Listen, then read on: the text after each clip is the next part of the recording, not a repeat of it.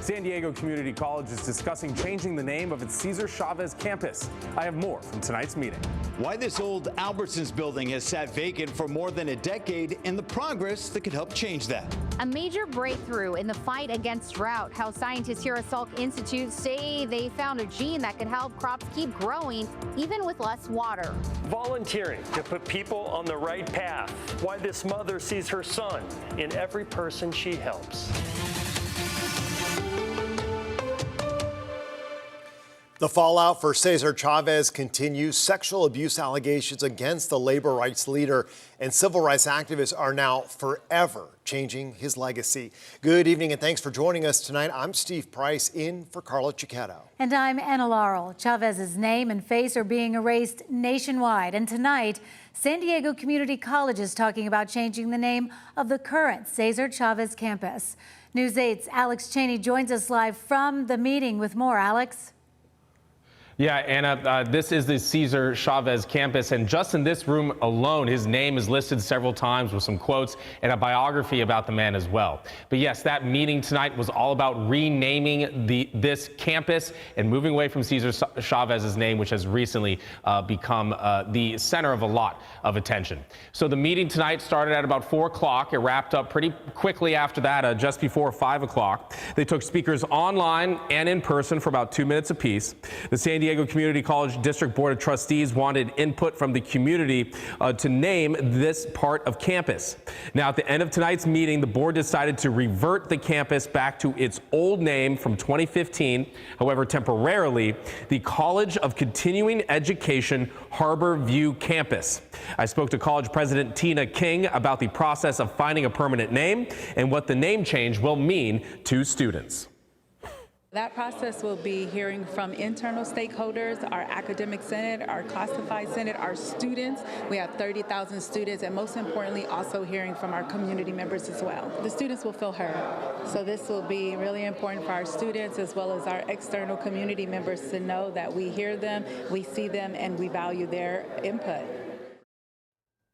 Now, of those speakers tonight, a few actually suggested changing the campus to the Dolores Huerta campus. Some said it should be the Farm Workers campus, and some even defending Cesar Chavez, saying there hasn't been enough of an investigation just yet to know that he is guilty of those crimes. Also, as I spoke to the president, she said this is just a temporary name. This is going to give them even more time to think about what that permanent name should be. And they said that they hope to have a decision by the end of the fall semester or by the end of this year.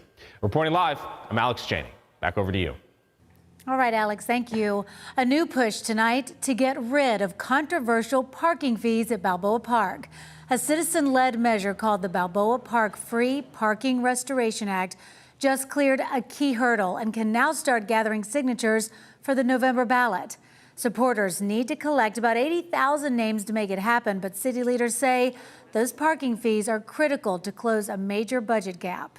Well, it has been an eyesore and a source of frustration for years. An abandoned Albertsons in the San Miguel Ranch Shopping Center sat empty since 2014 with little sign of change. But now there's a new update that could signal progress. News 8's Brian White is working for you to find out what's next for the long vacant building.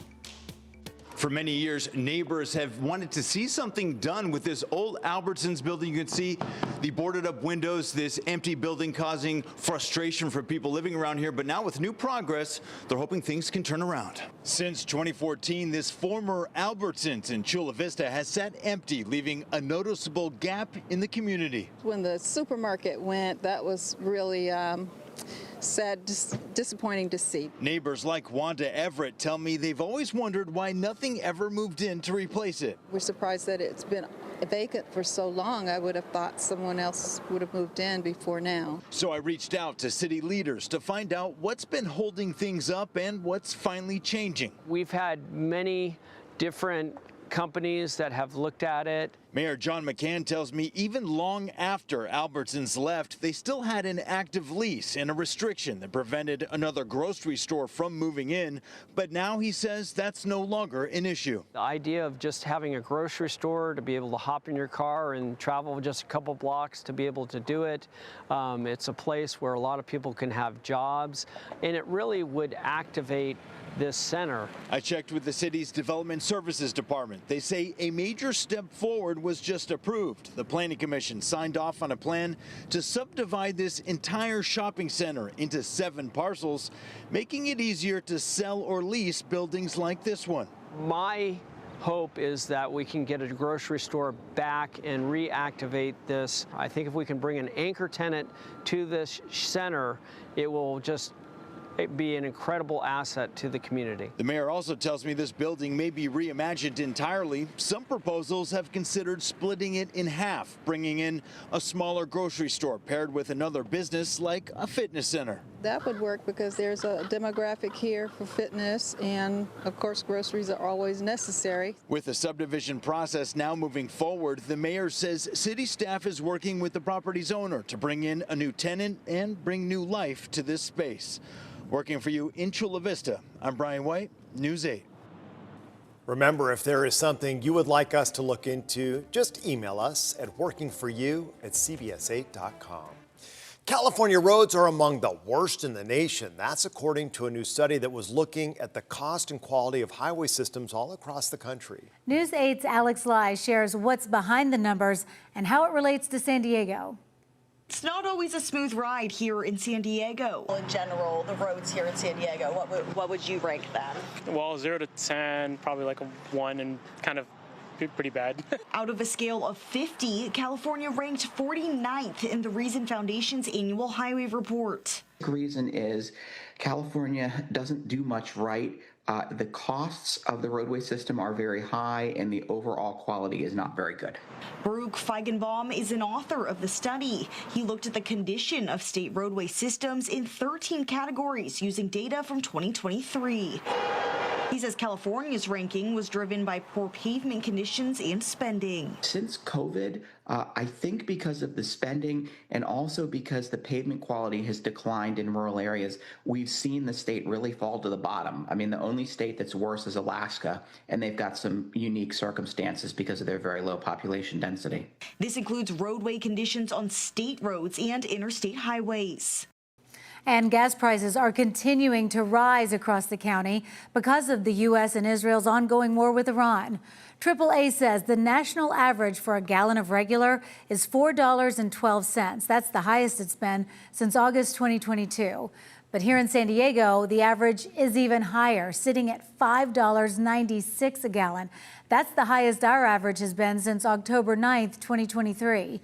It's also nearly $1 more than what we were paying just a month ago, just days after the conflict started.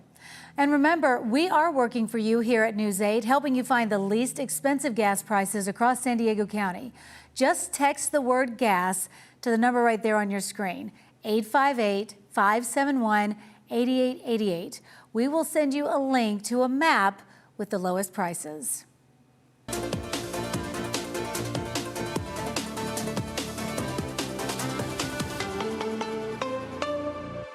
Humans have now traveled farther away from Earth than ever before. Today, NASA's Artemis 2 mission made history, breaking a distance record previously set by Apollo 13. And within just the last 2 hours, the Artemis crew also finished their loop around the far side of the moon, getting a glimpse of what no human eye has ever seen before. Christiane Benavides has the very latest on this lunar mission.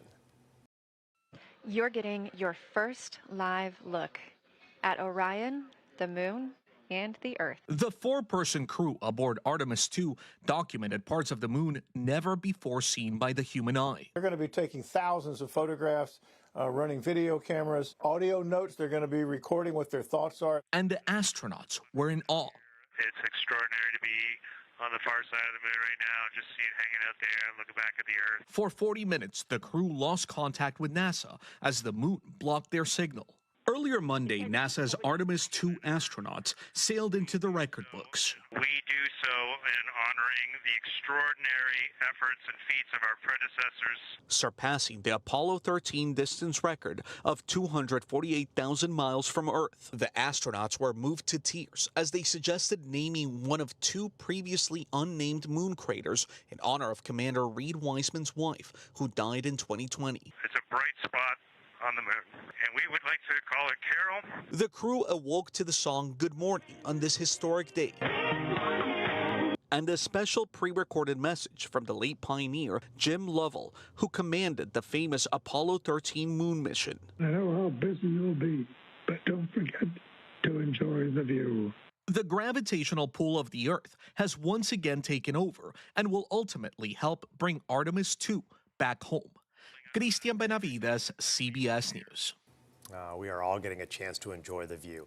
The Artemis 2 crew is expected to spend another 4 days in space before re-entering the Earth's atmosphere and splashing down in the Pacific Ocean right off the coast of San Diego this Friday. We're told the San Diego-based USS John P. Murtha will be deployed to recover the astronauts after their splashdown, which is set to happen just after 5 p.m. on Friday. So exciting. I mean, I know that we won't be able to see it. It'll be far away. Yeah. But the fact that it's all happening, ending right here is really cool. Perfect, yeah. All right, late night on News 8 is about to look different. Yeah, we're going to have details on that still ahead. Plus, a gruesome discovery made by a family trying to celebrate the Easter holiday. And the Big Bear area welcomes 2 new residents. We're going to share what's next for the eagle chicks as community members there rally to save their nest. We saw some cloud cover rolling in yesterday, and that's because onshore flow was starting to pick up. Those offshore winds, the Santa Ana winds over the weekend, did stop. But now as we go into the week ahead, onshore flow is also going to be triggered by another area of low pressure, bringing in a chance for rain. Your complete forecast is ahead.